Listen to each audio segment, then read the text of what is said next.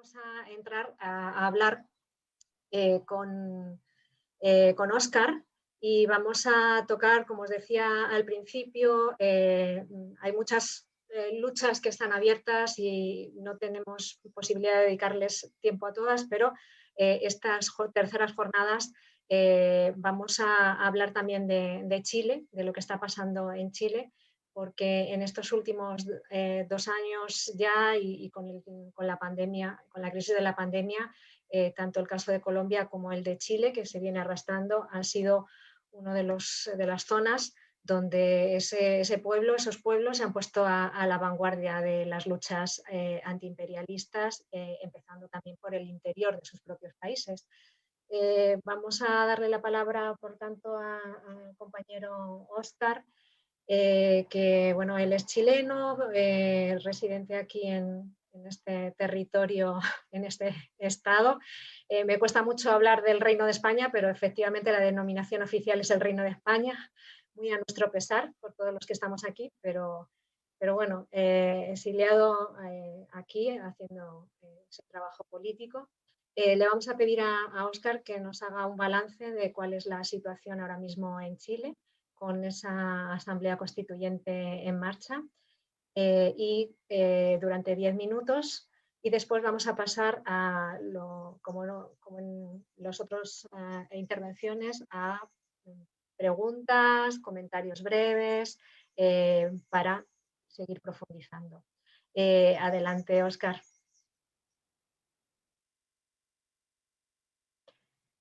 No te oímos, no sé muy bien si pasa algo con tu micrófono.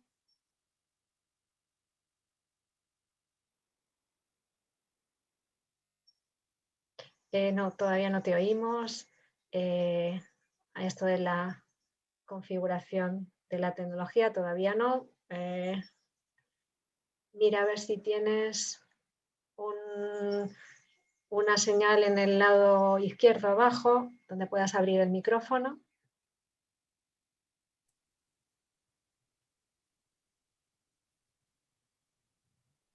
Por acá, a ver si... Ahora te estamos oyendo, ¿de acuerdo? Ok. Ahora muy bien, Óscar.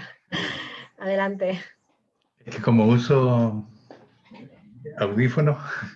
Bueno, mira, primero decir que ni iba a participar en esta jornada, iba a ser el compañero Juan Andrés Lago, que es miembro del Comité Central del Partido Comunista de Chile, pero lamentablemente, digamos, no pudimos amarrar bien el contacto y hasta el momento no sé por qué no está. Pero bueno, hoy día tenemos convención constitucional, no es ni siquiera asamblea constitucional como constituyente, como quisimos durante muchos años. A partir del año 80, cuando la dictadura impuso su constitución, y después de la salida a la transición democrática, la mayoría, bueno, digamos los sectores de izquierda, fundamentalmente encabezados por el Partido Comunista y otras fuerzas políticas, venían exigiendo el cambio a la Constitución. Por diferentes motivos esto no se dio. Primero porque la Constitución, digamos, la lucha era contra el sistema neoliberal impuesto a sangre y fuego bajo la dictadura, y que hubo un compromiso de la Concertación para la Democracia, quien fue la que gobernó durante casi 30 años en Chile, de modificarla, compromiso que no se llevó a cabo. Esta lucha por la nueva Constitución se venía dando en varios aspectos. Primero, la Constitución negaba el derecho a la educación, el derecho a la vivienda, el derecho a la salud, y todos estos elementos, todos estos derechos propios del pueblo chileno, que muchos años, incluso profundizado bajo el gobierno de la Unidad Popular del presidente Allende, fueron desechados por esta Constitución y puesta en materia de ser fundamentalmente subvencionada por el Estado, en la medida en que digamos, parte del pueblo no pudiera acceder por la vía privada. Es decir, se privatizó, la Constitución de Pinochet privatizó la educación, privatizó la salud, privatizó la vivienda y otros derechos propios de los trabajadores durante ese periodo. La lucha a partir de la vuelta a la democracia, hace 30 años atrás, 31 ya, vamos a cumplir, fue fundamentalmente como objetivo alcanzar una nueva constitución, derogar la constitución fascista de Pinochet. El pueblo venía desarrollando diferentes sectores sociales, fundamentalmente los estudiantes, desde el año 2002-2003, vinieron levantándose, generando manifestaciones, paros, un movimiento de acumulación de fuerza que fue ascendente en estos últimos 20 o 19 años. Por los derechos muy acotados al tema de cada sector. En el caso de los estudiantes, por el derecho a una educación gratuita y digna. El caso de los pensionados. Recuerden ustedes que la dictadura privatizó todo el tema de las pensiones, por lo tanto generó a través de la AFP, generó un ahorro propio de los trabajadores para después de la época de jubilación, 65 años, pudiera acceder, digamos, a un nivel de pensión. Cuestión que se prometió en un momento dado cuando esto se impuso, que iban a haber pensiones dignas, cosa que en el neoliberalismo es imposible creer. Bueno, todo esto fue acumulando una rabia muy fuerte en el pueblo, que te digo ascendente porque si la movilización en el año 2002 eran de 300.000 personas, de 100.000 estudiantes, los llamados por los movimientos contra la AFP, que llegaron a 1 millón. Los años siguientes, por ejemplo el año 2014, bajo el primer periodo de Piñera, se generó un movimiento estudiantil muy fuerte, que se calculaba una movilización de un pueblo por sobre el 1.000.000 de personas. Hasta que el 18 de octubre del 2019 estalla un movimiento que venía siendo acumulado, pero que nadie programó. En definitiva, todos se sintieron sorprendidos, hasta los partidos de izquierda, de lo que pasaba. El pueblo estalló, el pueblo dijo basta, no más desigualdad, no más pensiones indignas, no más todo el sistema político se vino abajo. A estas movilizaciones que llegó en ese año 2019, en noviembre del 2019, a generar el día 12 de, si mal no recuerdo, el 12 de noviembre, un paro nacional que puso en peligro para ellos todo el sistema. Por lo tanto, los partidos de la concertación y la derecha accedieron por fin a llamar a una convención constitucional, a una nueva constitución. El último ensayo que habíamos tenido fue bajo el gobierno anterior a Piñera, de Bachelet, que se había planteado la idea de cabildos abiertos que se dieron en todo el país para la nueva constitución, y ahí hay un elemento muy importante de trabajo. Pero a partir de eso, del 15 de noviembre, que todo el mundo de izquierda dijo fue un salvavidas a Piñera, porque ya está el sistema caído y que ahí iba a venir, digamos, la caída quizás de ese régimen de Piñera. Los sectores políticos de la centroizquierda y de la derecha confabularon, digamos, para llamar a este acuerdo nacional por la paz y la justicia, etcétera, etcétera, así se le llamó, y llamaron a esta convención constitucional. Cuestión que después fue modificada en varios aspectos, por ejemplo, la paridad de género, la integración dentro de los delegados a la convención de los pueblos indígenas, y que de una u otra forma fue ampliándose y mejorando este primer acuerdo que se planteaba en poder aprobarlo en un plebiscito. Este plebiscito fundamentalmente definía dos cosas, o sea, si el pueblo quería una nueva constitución y cómo iba a conformarse los convencionales que iban a esta nueva constitución. El pueblo aprobó por un 80% la nueva constitución, o sea, el ir hacia la nueva constitución, y habían dos alternativas de quién conformarían esta convención, que era una convención mixta que unía a la mitad del parlamento, los parlamentarios que hoy día existían, y el otro 50% elegido por el pueblo. Y el pueblo por un 80% dijo no a los políticos, no a los partidos políticos existentes por toda la corrupción que se ha venido desarrollando y los engaños fundamentalmente, y aprueba sobre un 80% de que la convención debiera ser constituida 100% por elegidos por el pueblo.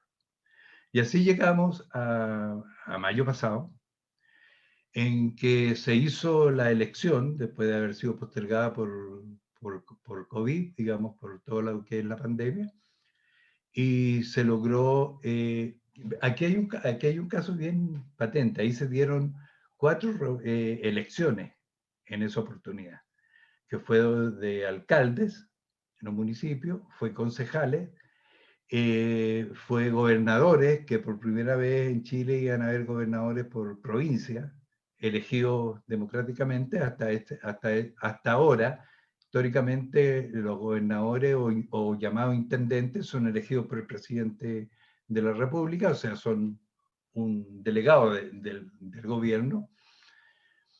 Y la cuarta elección era los convencionales.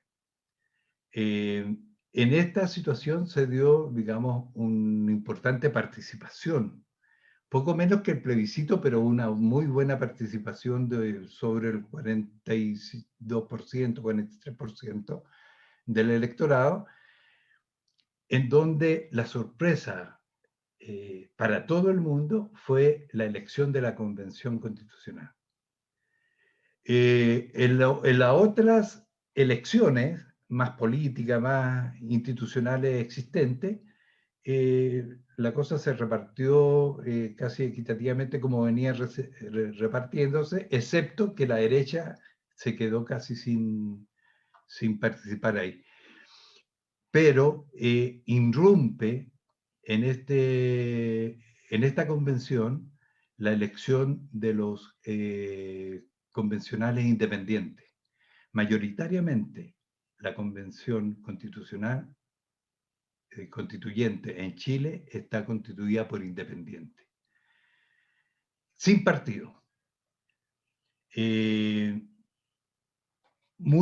gran mayoría de ellos en listas independientes, así que se conformaron a través de esta pelea, y algunos que venían como independientes dentro de los partidos políticos. Y la Concertación, que gobernó durante 30 años, y la derecha sufrieron un revés tremendo. Incluso la Democracia Cristiana sacó un solo convencional, siendo uno de los partidos más, digamos, más grandes de la transición que todavía recién hoy día el pueblo tomó en sus manos y que va a terminar con una nueva constitución. Ese es el proceso que esperamos. Hoy día la discusión fundamentalmente está ligada a los contenidos que tiene esa constitución. Hay acuerdos básicos, por ejemplo, el tema del derecho al agua. El agua hoy día es privatizada en Chile, es el único país del mundo que la tiene en esa situación. Y hay por lo menos un acuerdo mayoritario de poner el agua como un derecho del pueblo y no privatizarla.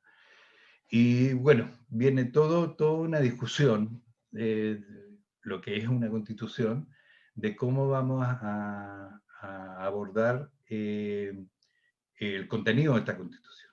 Esta constitución que se redacte en esta convención constitucional tiene un año para redactarla y tiene que llamar a un plebiscito de salida, que le llaman, que es la aprobación del pueblo de si quiere o no quiere esa nueva propuesta. Claro, si no quiere esa propuesta, nos quedaríamos con la constitución de Pinochet. Esa es la disyuntiva que hoy día existe. Bueno, estamos muy esperanzados. Dentro de esto, las fuerzas de izquierda, fundamentalmente más avanzadas en Chile, han tenido un crecimiento por el punto de vista del pueblo. Es tanto así que la principal carta histórica, nunca había sucedido, la principal carta presidencial de las elecciones presidenciales que hay a fin de este año, en noviembre, es un militante del Partido Comunista, el compañero Daniel Jadwe,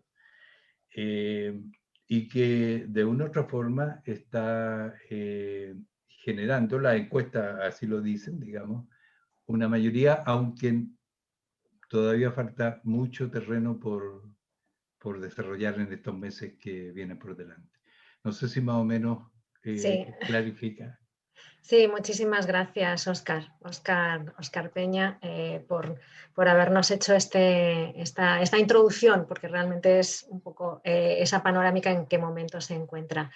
Y mientras los compañeros se animan a hacer preguntas, a mí sí me gustaría que reflexionáramos un poco o que nos plantearas hasta qué punto toda esta lucha, que ha sido larga porque ha sido prolongada en el tiempo, y necesariamente esta lucha prolongada ha tenido que cuajar también nuevas organizaciones y nueva articulación de organizaciones populares, al margen de los partidos políticos, como dices tú, tanto los partidos de izquierda, por supuesto los liberales, han quedado muy desgastados en todos estos años, ¿no? De tal forma que la población chilena ha salido a la calle y ha empezado en este proceso a constituirse como un sujeto político y a tomar la dirección de la autoorganización. Sería interesante que nos contaras desde tu punto de vista si ha habido un aprendizaje en este año y pico de lucha. ¿Qué queda de esta organización o de estas movilizaciones? O si el que ahora mismo haya una convención constituyente y se esté planteando esa reforma de la Constitución puede haber servido para desmovilizar y para paralizar a esa población que se estaba movilizando. Y la otra pregunta que me gustaría hacer es, ¿qué conexión existe entre estas movilizaciones y el pasado histórico, es decir, el rescate de la memoria? ¿Hasta qué punto ha jugado un papel importante la memoria de esos años de represión, este fracaso, ¿no?, de la democracia esta formal? ¿Qué peso tienen las luchas anteriores a la dictadura, esa memoria histórica, esos jóvenes? Porque yo recuerdo hace unos años que Patricio Guzmán, que hizo un documental precioso que sacaron esas cintas hacia Cuba y se pudo montar este documental que se llama La batalla de Chile, que recomendamos a todos, ¿no? Al cabo de los años, Patricio Guzmán, ya con la democracia, entre comillas, restaurada, hizo otro documental entrevistando a chicos en la universidad.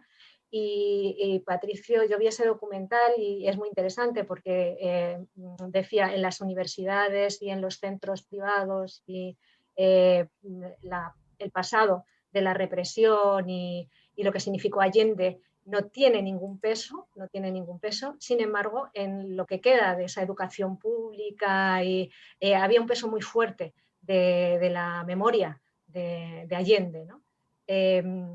Y sería muy, muy interesante, ¿no? el saber hasta qué punto en estas luchas que han emergido durante todo este tiempo prolongado, si ha habido un rescate de esa memoria de Allende, ¿no? Y la unidad popular. Y bueno, voy a pasar la palabra a Manolo y a Pedro y así te hacemos 3 preguntas para luego las contestaciones. Manolo. Bueno, muchas gracias, Óscar, por participar en esta tertulia con nosotros. Yo te quería preguntar un poco por el papel que juegan las Fuerzas Armadas en este momento en Chile, después de una tradición histórica que sabemos que, bueno, las Fuerzas Armadas chilenas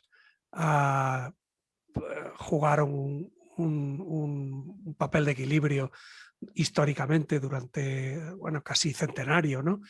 Hasta el momento del golpe de Estado de Augusto Pinochet, y evidentemente la constitución que se vino después de cerrado el golpe fue una constitución otorgada por el régimen de los militares, de manera que todo el sistema político ha estado de alguna forma tutelado por estas Fuerzas Armadas.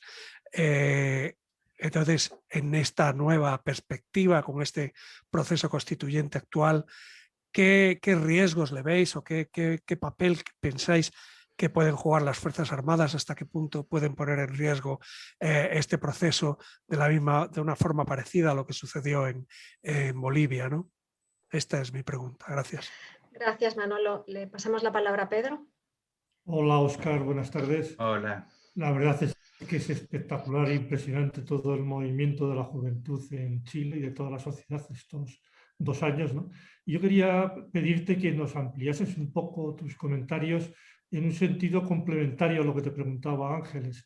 Yo tengo mucho interés en conocer tu opinión, tu valoración, tus perspectivas de lo que está resultando un espectacular avance del Partido Comunista Chileno, de la influencia en las elecciones, en los delegados convencionales que se han producido y en esas expectativas electorales que se están abriendo, que nos cuentes un poco cómo puede llegar a ser la articulación un poco de la izquierda y el papel del Partido Comunista, que está siendo absolutamente espectacular su avance. Gracias, Pedro. Pues te pasamos la palabra, Óscar. Ok. Adelante. Bueno, partir señalando, lo tenemos muy claro, que uno de los objetivos de la dictadura fue destruir todo el tejido social que habíamos construido hasta el gobierno de Salvador Allende. A partir de la transición, el movimiento social se viene institucionalizando fundamentalmente a través de la CUT, a través de organizaciones de vivienda, de los allegados en Chile, los que no tienen casa y que tienen que arrimarse a la casa de los padres, le llamamos los allegados, y que generan movimientos periódicamente, o sea, era permanente, digamos, diferentes organizaciones que venían desarrollando hasta que la concertación, primero la concertación ofrece una salida en el cambio, en que lo que venía, la alegría ya viene, nos dijeron mucho tiempo en la campaña, pero al final ellos, digamos, puntualmente destruyeron y mantuvieron la destrucción del tejido social durante todo el tiempo del gobierno de la transición, de los gobiernos de la concertación. Y los movimientos venían levantándose, generando. Pero cada movimiento que se levantaba, los gobiernos de concertación buscaban institucionalizarlos. O sea, meterlo en el tejido, en la política institucional y hacerlos parte, digamos, de generar algún avance en sus reivindicaciones. Hay que decirlo que la no respuesta frente a las demandas del pueblo por parte de la concertación viene a generar un tejido social que empieza a nacer desde la base misma. con participación o no de los partidos de izquierda, en este caso el Partido Comunista y otras fuerzas de izquierda que venían participando, pero el movimiento se venía generando con mucha fuerza. El movimiento estudiantil, por ejemplo, que también había un nivel de institucionalidad, irrumpió con mucha fuerza, con paros, con marchas, con todo ese proceso, y que fue generando todo, digamos, un tejido que se venía gestando, poco a poco, avanzando, creciendo y uniéndose a este proceso. Pero al llegar a este momento del estallido social, que así se le llama en Chile, nos quedamos en que aquí irrumpe fundamentalmente en forma inorgánica, no organizada, el pueblo, producto de la mecha que generaron los estudiantes secundarios, los estudiantes de enseñanza media, ni siquiera universitarios. Cuando se produce esta alza del metro de 30 pesos y los estudiantes deciden no pagar ese costo y deciden saltar los torniquetes, como le llaman a quienes cobran ahí el ticket. Entonces, bueno, ahí se generó la rebelión. Y esto fundió en todo el país como una fuerza, yo diría, medianamente espontánea, porque espontánea no podemos decir porque había todo un proceso de acumulación, pero el estallido genera un elemento espontáneo. Y a partir de ahí, los movimientos rechazando fundamentalmente a los partidos políticos en general,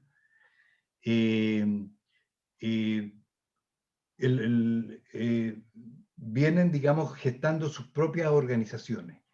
Incluso te puedo decir que en esta elección de constituyente, la presidenta de la CUT y el presidente de la agrupación contra la AFP no salieron elegidos porque se habían institucionalizado. Entonces la gente votó por independiente. Trató de votar al máximo por independiente. Ahora, en este proceso ¿cómo se llama?, del movimiento social, cómo se viene generando, también ya viene no institucionalizando, sino que organizándose. El último pleno del Comité Central del Partido Comunista en Chile lo señaló. O sea, aquí lo que viene por delante es que los comunistas tenemos que meternos con todo al movimiento social.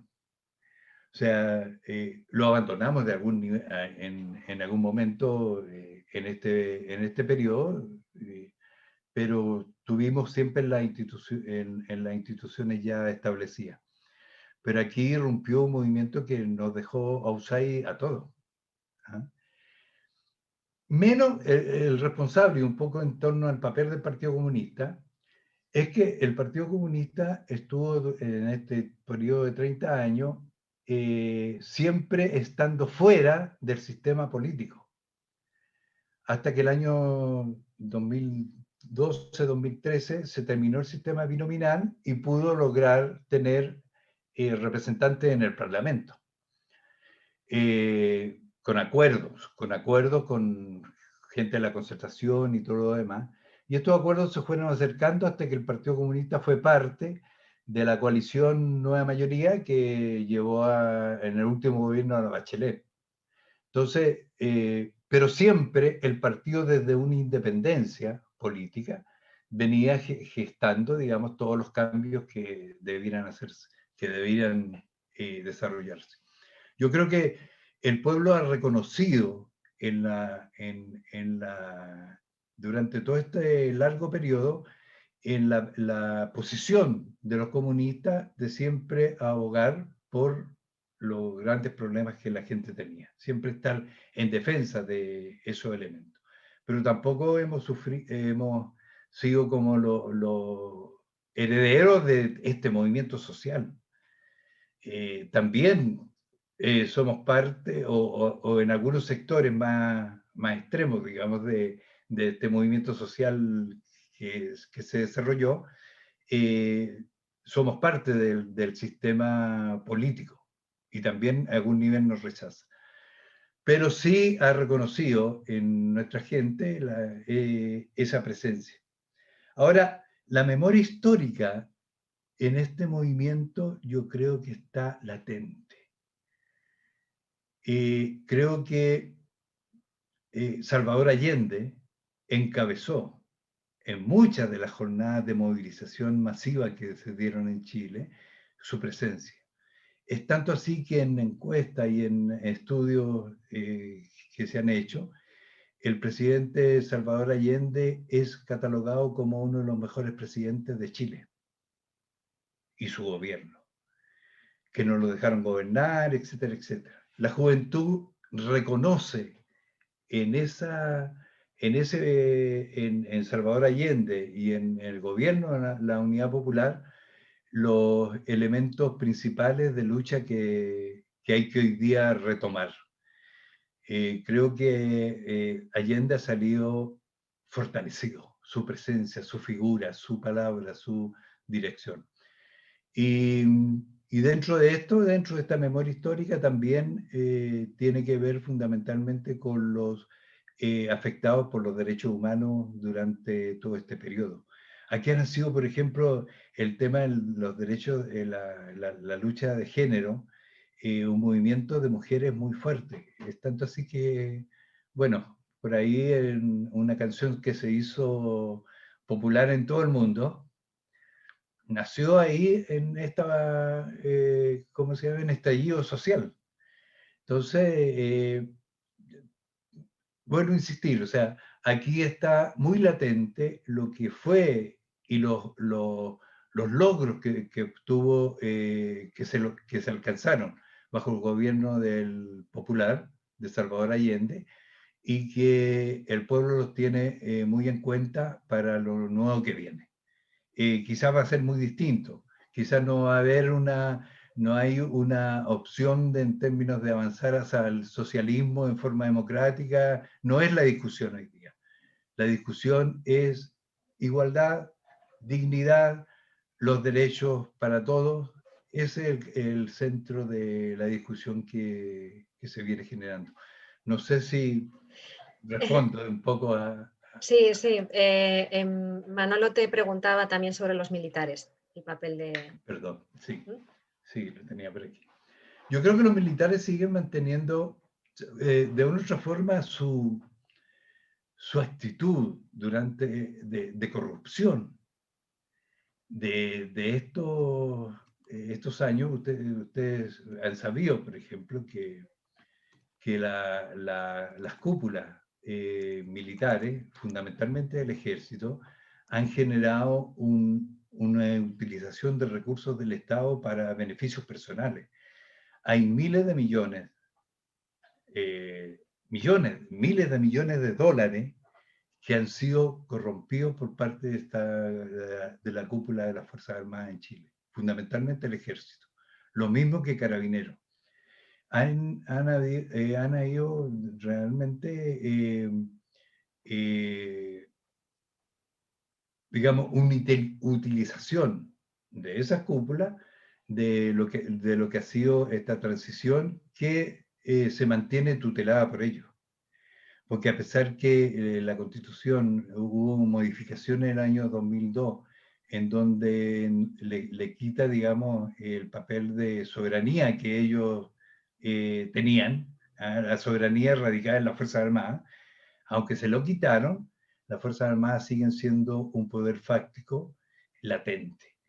Y como tal, puede en algún momento volver a actuar si esta cosa se escapa a los intereses de la oligarquía, a los intereses del pueblo, o sea, en contra de los intereses del pueblo. Yo creo que en eso hay que estar muy atento. Hasta este momento no han influido en nada, además porque no tienen moral para influir en lo que está sucediendo, pero yo creo que están ahí porque son, digamos, yo creo que algo se va a decir, y mucho se va a decir en esta convención, en la nueva constitución sobre ello. Esperamos que así sea, pero son, digamos, que tienen el predominio de las armas en Chile. Por lo tanto, hay que estar muy atento a su actuación. Ajá. Bien, muchísimas gracias, Óscar. Vamos a dar paso a 4 palabras que hay pedidas para hacer preguntas y para cerrar este bloque. Después de esas 4 preguntas te damos el derecho bueno, a responder, Óscar, dentro de las posibilidades. Y vamos a hacer después un pequeño descanso y luego entramos con el segundo bloque de las jornadas, ¿de acuerdo? Así que le damos la palabra a Mari Carmen. Vale, muchas gracias. Por lo que has puesto, me ha quedado bastante claro el tema de Chile, de cómo va, pero hay un par de dudas que me surgen. Una de ellas es el proceso constituyente, una vez que se consigue, hizo disminuir las luchas. ¿Hasta qué punto esta disminución de las luchas y de que la gente ve que habían conseguido el proceso constituyente y debilitó un poco la fuerza de esas luchas y de esa gente que estaba ahí organizándose? Y por otro lado, quería saber el liderazgo, que hablas mucho del pueblo en tu exposición, del liderazgo del pueblo, que son independientes, pero este liderazgo, ¿en qué se traduce? Porque dentro del liderazgo también hay partidos políticos. A la hora de la verdad, no sé si eso ha servido para que el mismo pueblo organice nuevas fuerzas, nuevos grupos, o siguen los grupos clásicos, porque de hecho dice que para las elecciones el favorito es una persona que pertenece al PC, ¿no? Me gustaría que aclararas un poco cómo va todo esto relacionado. Muchas gracias. Gracias, Mari Carmen. Pasamos la palabra a Eduardo.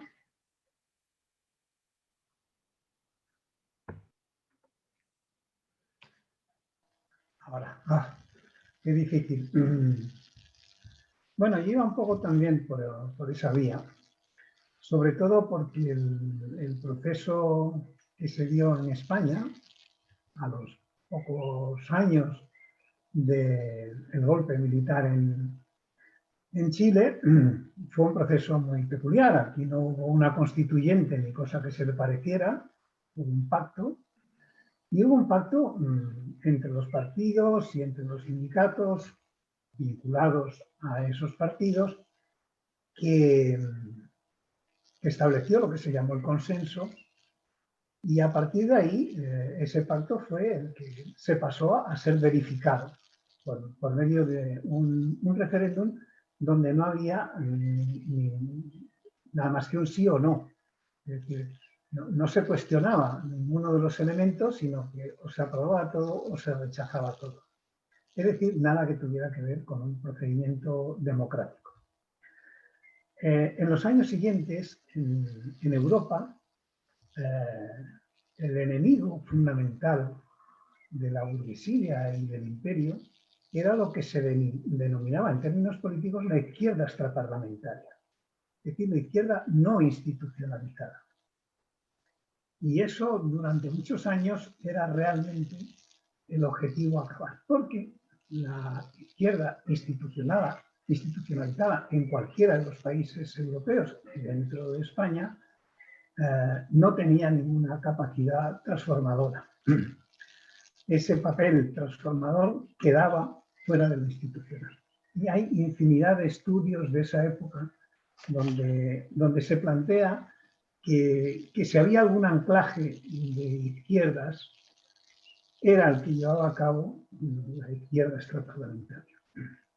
En España la cosa continuó así, de la misma manera, y el único estallido que se ha producido desde entonces para acá de importancia fue el 15. Estallido fuera de esa institucionalidad, fuera de esos procesos institucionales. Desde luego no tuvo ni la potencia ni la fuerza de movimientos como el chileno, ni de otros movimientos latinoamericanos, el que se puede estar dando en Colombia, ni muchísimo menos, pero llegó a concitar un movimiento importante y y que tuvo una expresión material y concreta en las marchas de la dignidad, que acabaron simple y llanamente por el aparato represivo puesto en el foco de liquidar ese movimiento, fundamentalmente, independientemente de que se cometieran errores o lo que fuera, fundamentalmente fue destruida por la represión. Es decir, nuestra experiencia es amarga, porque no hemos salido de ahí, pero ha tenido atisbos, ha tenido ahí fogonazos, pero siempre ha acabado desembocando en procesos institucionalizadores, liquidando todo lo que es una fuerza popular extraparlamentaria.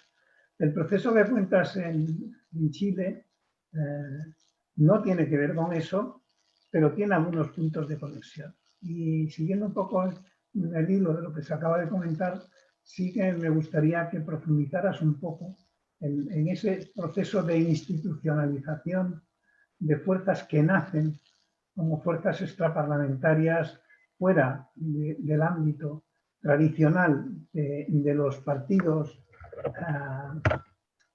que están normalmente establecidos para acceder al poder, y ver un poco cómo ves tú ese proceso y los riesgos que tiene.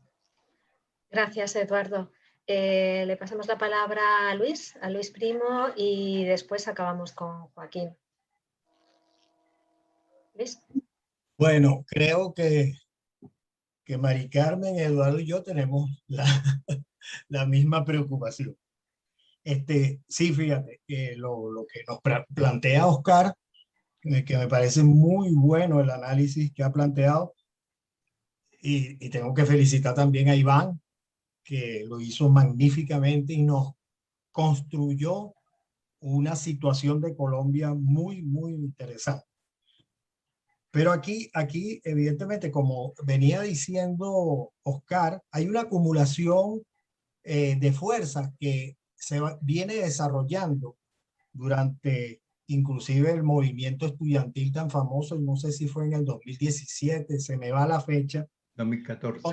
2014, contra la privatización, ¿ok?, de la educación, que fue un movimiento muy fuerte y que duró un año, más de un año y un poquito. Ese es un elemento muy importante, y a partir de ahí, en el 2019, viene todo el proceso insurreccional prácticamente, que nace, como bien dice Oscar, del alza de boleto del metro y termina impidiendo un proceso de asamblea constituyente. Como decimos allá en Barquisimeto, una guarada.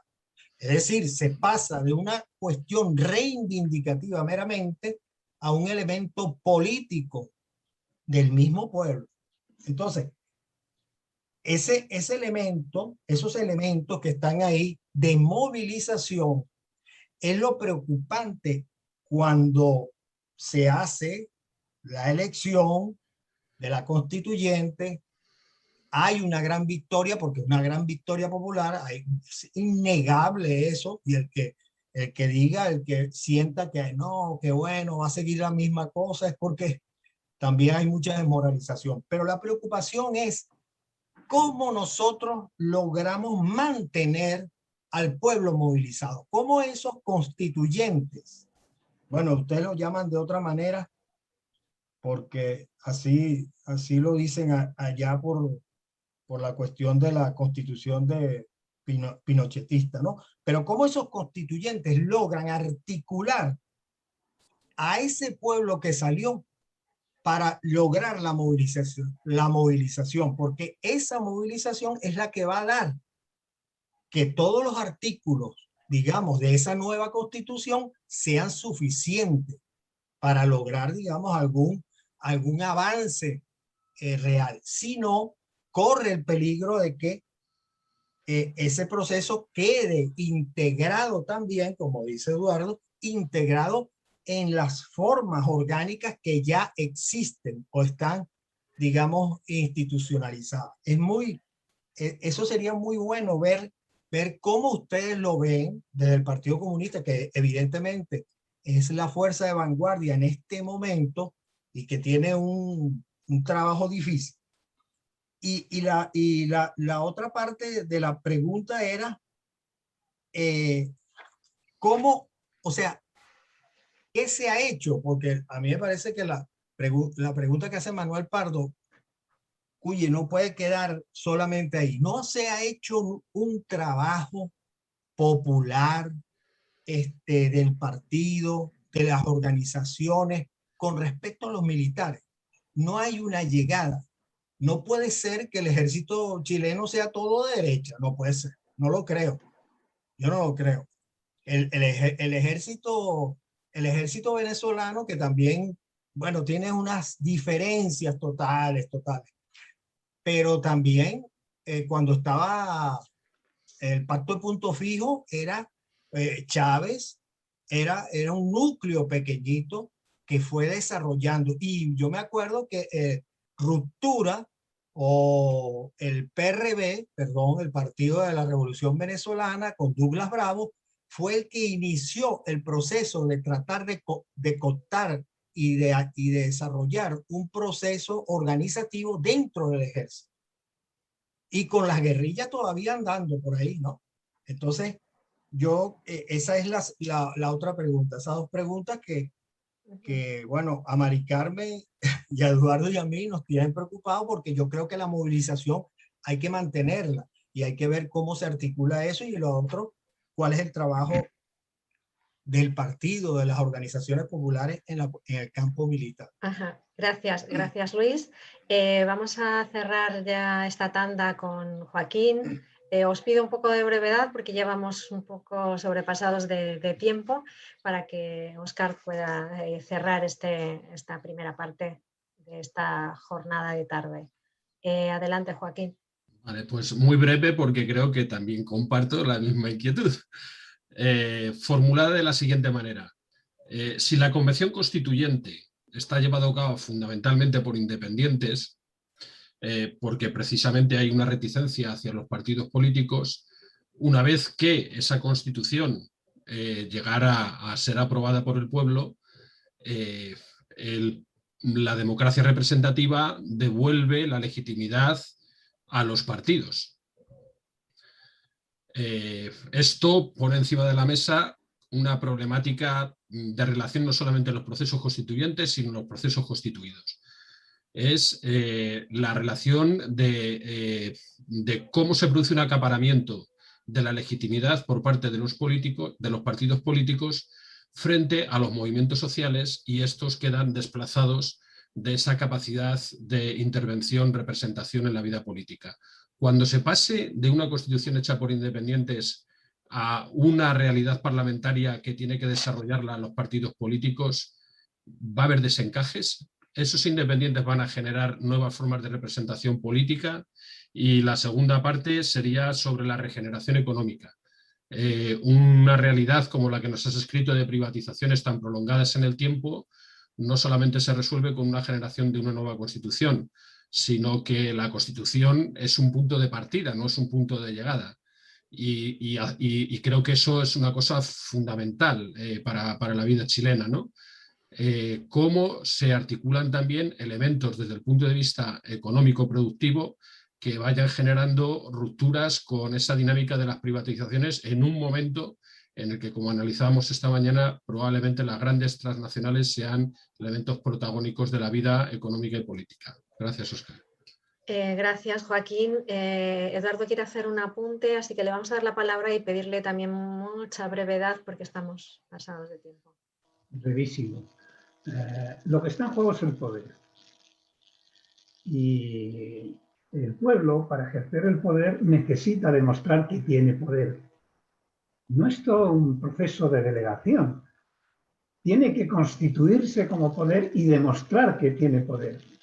Y eso lo hace organizando y movilizándose.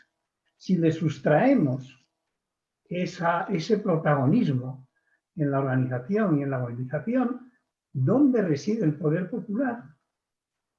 Ese es el verdadero dilema de todos estos sistemas, que no está resuelto, que no lo vamos a resolver de golpe, pero que tenemos que tenerlo en la cabeza para saber cómo abordarlo y para saber cómo salir de esta, entre comillas, trampa.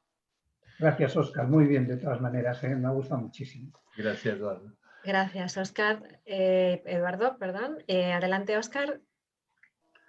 Bueno, partir señalando que es cierto lo que dice Eduardo, o sea, la Constitución que se va a redactar va a crear las bases fundamentales de los cambios que deben darse. Ahora, ¿cuáles son las bases que se constituirán, se desarrollarán? Va a depender del nivel de acuerdo que se llegue mayoritariamente dentro de la convención y de la participación del pueblo.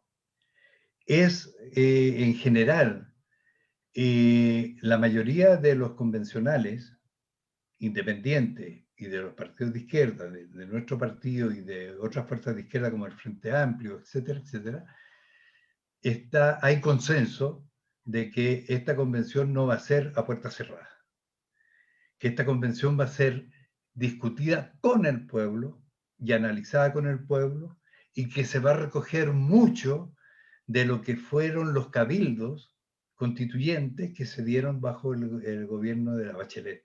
Ahí hay un elemento de estudio interesante para desarrollar esta constitución. El tema del proceso de cómo se va generando, sí, hablamos de independiente, pero hablamos de independiente, por ejemplo, la lista del pueblo, que fueron la forma en que encontraron muchos sectores. No está claro de dónde venían, pero sí de organizaciones, por ejemplo, como las barras bravas de los clubes deportivos, de los clubes de fútbol, grupos de ese tipo, de las ollas comunes, del trabajo que se daba en los barrios, en la juventud, en la solidaridad. Digamos, es la representación que viene de ese lado, que es la lista del pueblo. Hay otro grupo de independientes que también tuvo buena votación, que son los independientes no neutrales, que también hablan de ellos con los planteamientos nuestros, los planteamientos de la izquierda y los cambios que hay que desarrollar. Entonces, claro, el proceso no es independiente así amorfo. Aquí hay una idea mayoritaria digamos, de más del 78-80% de los convencionales, que es trabajar por una constitución que cree las bases de un cambio real, fundamentalmente antineoliberal. Y a partir de ese cambio antineoliberal es el proceso de transición que tiene que darse. Un poco lo que comentaba el compañero de la regeneración económica, cómo este proceso va a ir confluyendo en términos de que las riquezas básicas vuelvan en manos del Estado para beneficio de todos. Entonces, aquí hay mucho que hay que discutir, pero fundamentalmente esta discusión tiene que darse con el pueblo movilizado. Y si no se da con el pueblo movilizado, el proceso va a variar. O sea, si logramos tener una convención, llegamos a este momento en que se va a redactar una nueva constitución, lo logramos con un pueblo en rebelión, esto tiene que continuar. Ahora, ¿por qué esto se acabó? Después de, bueno, hasta enero del 2020, las movilizaciones se generaron. Después viene todo lo que es la época natural en Chile, yo creo que en todos los procesos, de que venía el verano, las vacaciones, enero y febrero en Chile son las vacaciones, y en marzo empieza nuevamente el accionar, pero en marzo llegó la pandemia. Y la gente en marzo se movilizó.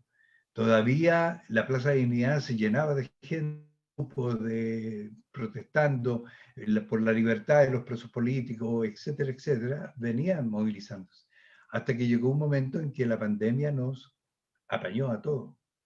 Yo creo que que aquí no fue derrotado el movimiento social, sino que fue, yo diría, coaptado por esta epidemia, fundamentalmente.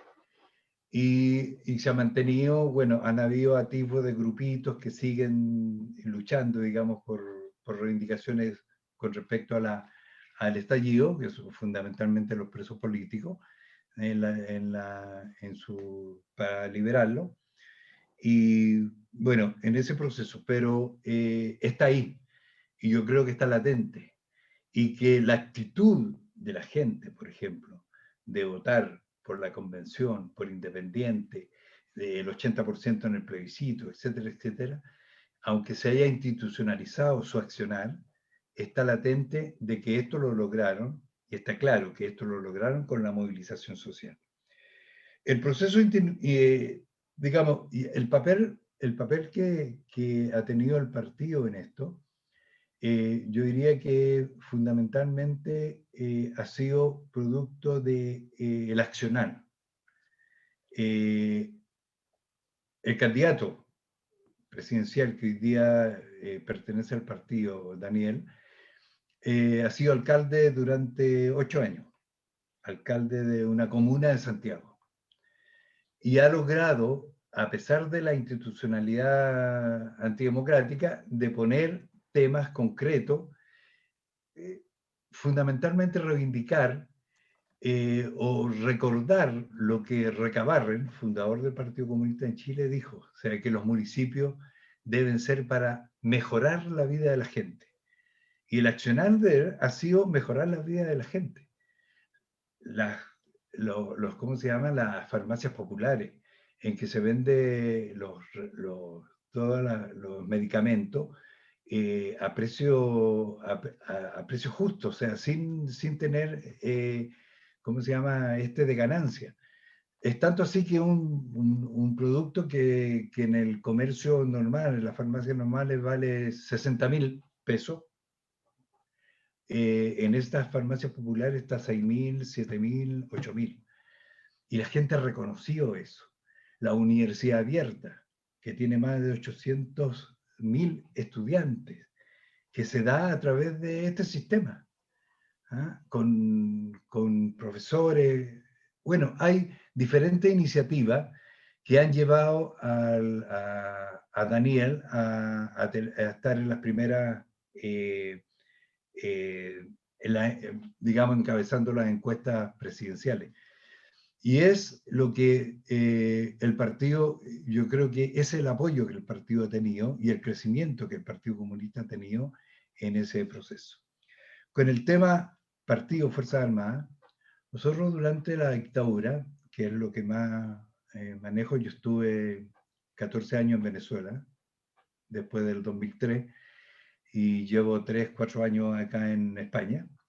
Por lo tanto, estoy medio alejado de la política diaria, de cómo se desarrolla, teniendo conocimiento en general de qué se genera. Pero nosotros desarrollamos un trabajo muy fuerte en el trabajo de las Fuerzas Armadas en tiempos de dictadura. Creo que el partido, de una u otra forma, al llegar a la transición, dejó a un lado su política militar. Y es un nuevo vacío, después de discutir durante el tiempo de la dictadura de que había un vacío político, antes en el gobierno popular y antes, en términos de el vacío político nuestro era no tomar el tema militar como un elemento más como parte componente de nuestro accionar. Se discutió eso, se llegó a concordar que hubo un vacío político en esa época, pero este vacío se ha vuelto a repetir. Y yo creo que no hay un trabajo permanente hacia las Fuerzas Armadas. Hay que decir que las Fuerzas Armadas en Chile son muy distintas a las Fuerzas Armadas venezolanas, por ejemplo. Las Fuerzas Armadas en Chile son jerarquizadas. Es miembro o sea, quien puede llegar oficial solamente son sectores de la clase alta. no puede llegar cualquier ciudadano a ser oficial, porque desde el punto de vista de la... Es tanto así que la academia militar, el uniforme y todo lo que necesita un militar para estudiar, para ser oficial de las Fuerzas Armadas, necesita ser costeado por él mismo. Entonces, a partir de eso, ponen el filtro económico. Y tenemos una Fuerza Armada donde el pueblo aparte del conscripto y de los mandos más bajos de la Fuerza Armada, no tenemos pueblo. Ahí, si uno analiza los apellidos que tienen nuestros generales, la mayoría viene de... Nosotros venimos de la herencia alemana fascista en nuestras Fuerzas Armadas. Y esa es prusiana su disciplina. Entonces, es muy distinta al trabajo que ahí se da. Sí tenemos que trabajar con el pueblo, sí que tenemos que trabajar con la mayoría de los miembros de las Fuerzas Armadas, que son parte componente del pueblo. Y esa política hay que retomarla, va a haber que retomarla, porque es necesario en términos de ese cambio. No sé si abarqué todo. Sí, más o menos. Pero sí tenemos que ser capaces, y para terminar, de que este proceso está empezando. La Convención Constitucional, lo que salga de ahí, va a crear las bases para un proceso que va a ser de más largo tiraje y que los partidos políticos, fundamentalmente de izquierda, tienen que asumir una responsabilidad mayor en unirse a este movimiento social que estalló. Muchísimas gracias, Óscar. Iván Forero quiere hacer una muy brevísima intervención antes del descanso. Adelante, Iván.